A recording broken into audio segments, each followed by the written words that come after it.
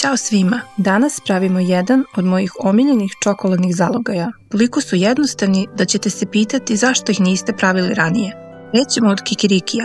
Ja koristim oko 400 grama već pečenog slanog kikirikija, ali slobodno uzmite nepečen, samo ga onda pecite malo duže. Je bio u rerni na 180 stepeni svega 5 minuta.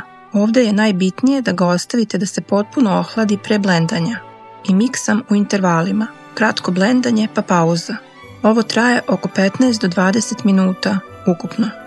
Pred sam kraj dodajem kašiku meda i malo soli. Sol pojačava ukus, a med da mrvicu slatkoće i lepšu teksturu. Još malo miksanja i puter je gotov. Onda prelazimo na čokoladu. Topim 200 grama čokolade za kuvanje. Bitno je da se malo prohladi jer tako lepše legne po čašicama i ne razmekša papir. Sipam prvi sloj čokolade u papirne kalupe za mafine i stavljam ih u zamrzivač 10 minuta da se stegnu.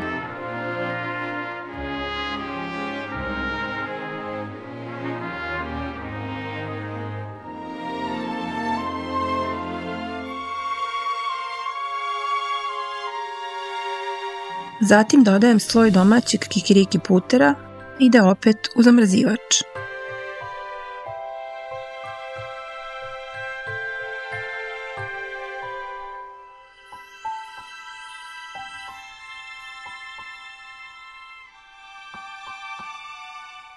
Odozgo ide još jedan sloj čokolade i sve ide nazad u zamrzivač minimum 2 sata.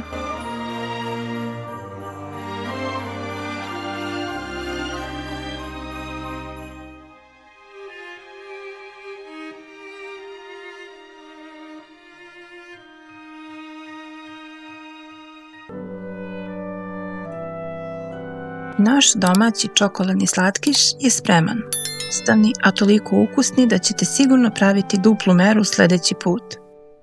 Hvala vam što ste gledali ovaj video i ako vam se dopao ovaj recept, zapratite kanal i vidimo se uskoro u novom videu.